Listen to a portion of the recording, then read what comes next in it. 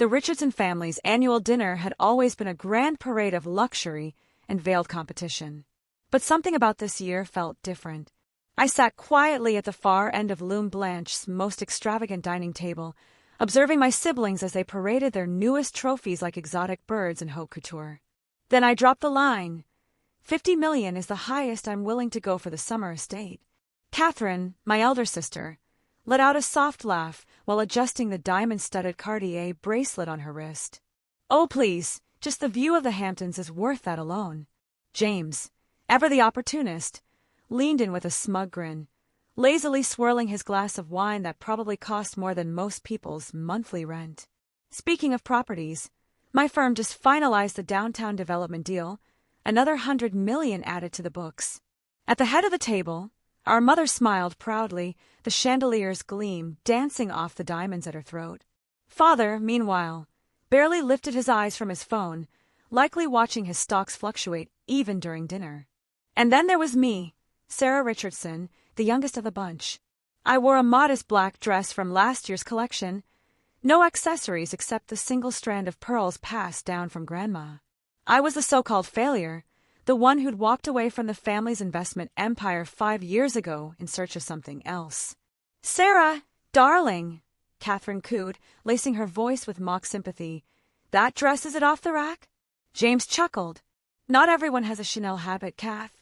Some people like to play the starving artist." The word independent practically dripped with sarcasm from his mouth, as if it were some kind of incurable condition. "And how's your little, what is it again?" Mother frowned, pretending to search her memory. "That consulting side hustle." "Investment advisory," I replied, gently sipping from my water glass. "It's doing quite well." "Of course it is," Catherine murmured behind a manicured hand, stifling a laugh. "Which is why you're still living in that shoebox in Brooklyn." Before I could reply, the waiter approached with polished poise. "Would anyone care to view the dessert menu?" "We'll take one of everything," James said grandly, gesturing with flair. "And another bottle of Chateau Lafite Rothschild, 1982. He glanced sideways at me. "No worries about the bill, sis. We know things are tight." "Yes," Catherine added with a predatory smile. "The poor dear can't even cover dinner." The server's smile faltered slightly as tension coiled in the air. I calmly reached into my understated black handbag and retrieved my wallet. "Actually," I said softly, withdrawing a sleek black metal card, "I'll be taking care of it." I met the waiter's eyes. "Pierre, kindly charge it to the owner's tab." Recognition flickered in his face. "Of course, Miss Richardson. Right away." Catherine's fork slipped from her hand and clattered against her plate. "The owner's account," she repeated. "What's going on?" I laid the card on the table for them all to see. "I wasn't planning on saying anything tonight," I said, my voice calm, "but since finances came up." I pulled out my phone and slid it across the table. On the screen was a news article scheduled to publish the next morning. "I just acquired Loom as parent group," I said evenly. "All 37 locations nationwide." The silence that followed was deafening. Even Father looked up, eyes narrowing. "That's not possible," James stammered. "Loom Group is worth 2.4 billion, I finished for him. The deal was finalized this afternoon. Mother froze, her wine glass hovering in midair. "But how?" she asked, almost breathless. "You remember that little consulting job you all laughed at?" I smiled faintly. "Turns out, building quietly is still building. While you've been acquiring vacation homes and chasing cameras at fundraisers, I've been constructing something much larger." Catherine reached for the phone, her fingers trembling as she read the headline aloud. "Loom Group acquired by Shadow Valley Capital. Mysterious investor Sarah Richardson emerges as power player in high-end hospitality." Shadow Valley Capital. Father's voice turned serious. "They've been snapping up premium brands across Europe and beyond." I nodded, taking another sip of water. "We prefer to move quietly. It leads to better opportunities." James was frantically typing on his phone, eyes widening. "This can't be right. Shadow Valley holds, oh God, 12 billion in assets." "Actually, 15, I corrected. "After tomorrow's acquisitions." Mother looked pale. "But you've been arriving at these dinners in old dresses, driving that cheap little car." "A Tesla Model S is hardly cheap," I replied. Just understated. Like success should be. Pierre returned with a leather-bound bill folder. Your card, Miss Richardson, he said with a nod. Also, Mr. Chin wanted to know if you'll be inspecting the kitchens tonight. Not tonight, Pierre, I said. But please let Edward know I'll be in tomorrow to discuss the renovation schedule. Catherine blinked, stunned. Edward? Edward Chin. The celebrity chef? He works for you. Technically, all 37 executive chefs now do, I replied, along with about 12,000 other employees across the company. Father was glued to his phone, scrolling frantically through business updates. Shadow Valley also bought that tech startup last month, he muttered, and that 5-star hotel chain in Asia. And the private aviation service, I added. Among others we've yet to announce. James slammed his phone onto the table, the vibration rattling nearby glasses. Why didn't you say anything all this time? I looked at him calmly. Say what? That while you were bragging about your $100 million deals, I was sealing multi-billion ones. That the little side business you laughed at is now one of the fastest-growing firms in the nation. But you live in Brooklyn, Catherine blurted out, as if that somehow broke the logic of everything I'd said. I own the entire building, I said with a shrug, plus a few more in the area. Real estate's a wise investment, right, James? He looked away. And those charity galas you mock me for skipping? I continued. I spend most of my time establishing schools and building hospitals in areas where people need them most, I said calmly. Real service, not staged events for society pages. Mother's hand trembled slightly as she reached for her glass. If we'd known, she began. You would have treated me differently, I finished for her. Exactly why I kept quiet. I needed to see your true colors, unfiltered. I motioned around the lavish restaurant. These places, these establishments, they're not just about gourmet food or high-end presentation. They're about memories, experiences that matter. But all you've done is use them as backdrops to showcase your privilege. You've forgotten what it means to truly appreciate any of it. Pierre returned discreetly. Ms. Richardson, Mr. Rothschild is on the line from Paris regarding the European rollout.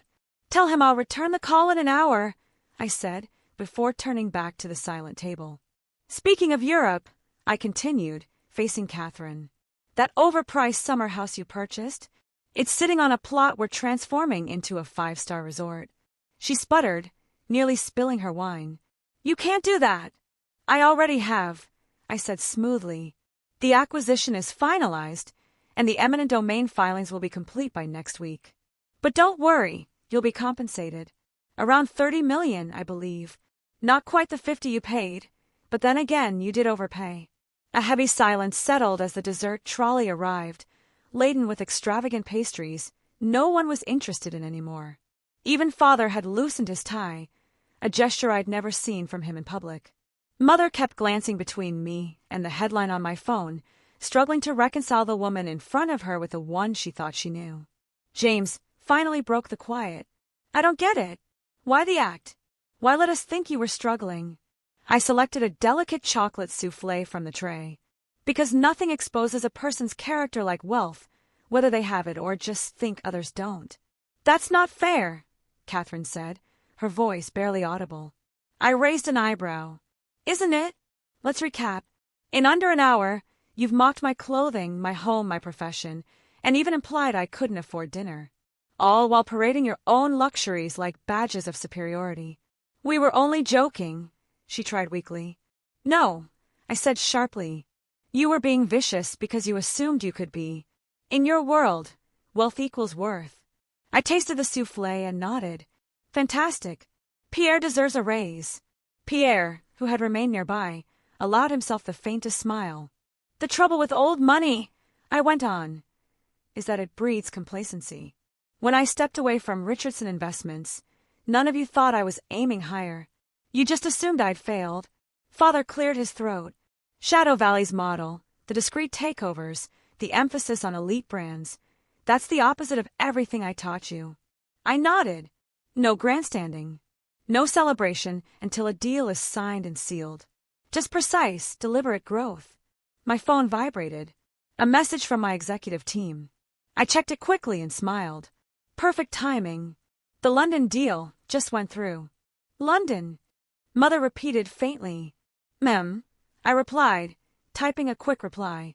You'll know it. It's the hotel chain you always stay at during your shopping weekends. I just bought it. Catherine's complexion shifted from pale to a sickly green. The Royalton Group? But that's the most exclusive hotel collection in Europe. Yes, I said, placing my phone down. We'll be updating the penthouse suite you adore so much. Don't worry, you'll still get a nice room. On the family discount, of course. James looked overwhelmed. All those dinners, all those times we bragged around you, were incredibly enlightening, I said calmly. Nothing reveals a person's soul like allowing them to believe they're superior. Mother dabbed the corner of her eyes with her napkin. We've been awful to you. Yes, I agreed, voice still level. But that's not why I'm telling you any of this. Then why? Father asked, now quiet and serious. I leaned back in my chair, observing them all. Because tomorrow morning, Shadow Valley Capital goes public.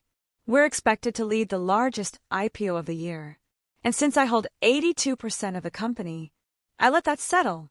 Father, always the fastest with numbers, paled first. That would make you the wealthiest, Richardson. By a wide margin, I confirmed. But more importantly, it means some things are going to change within the family. Change? Catherine echoed, her voice barely a whisper. For starters, I said, those weekly dinners where you compete to outshine each other? They'll be replaced with monthly board meetings. We'll focus on real impact, charity efforts, global initiatives. Attendance will be mandatory. Miss a meeting, and your trust fund access is paused. You can't do that, James snapped. Those trusts are legally protected. They were, I corrected, until I bought the financial institution managing them. Funny what a bit of drive and $12 billion can accomplish. Mother clutched her necklace. Sarah, relax, I said gently. I'm not cutting anyone off. That would make me no better than the way you've treated me. I'm here to teach you what real wealth can do. I gestured to Pierre, who stepped forward with a polished leather folder. Inside, you'll find the charter for the Sarah Richardson Foundation. Its mission is to expand access to education and healthcare in underserved parts of the world. Each of you will play a direct role. Direct role? Catherine looked horrified. Yes. No more writing checks just to appear in magazines. You'll be hands-on. You'll meet the communities we support. You'll see what real change looks like and what privilege should be used for. Father watched me as if seeing me for the first time. You planned this all the way back when you left the company, didn't you? I plan to succeed, I said simply. Helping you all grow up a little along the way. That's just a bonus. My phone buzzed again. Tokyo this time. I stood, brushing off my understated dress. Pierre, please ensure my family gets anything they want from the dessert selection, I said, picking up my purse. And have a few of those chocolate soufflés sent to my office in the morning. Certainly, Miss Richardson. I turned to leave, but paused at the edge of the table. One last thing, I added, glancing over my shoulder. For next month's board meeting, skip the designer outfits. We'll be breaking ground on a new hospital in Guatemala. Dress for the worksite. As I walked away, I heard Catherine whisper in stunned disbelief. What just happened? I smiled. Sometimes the most satisfying form of revenge isn't proving people wrong. It's helping them become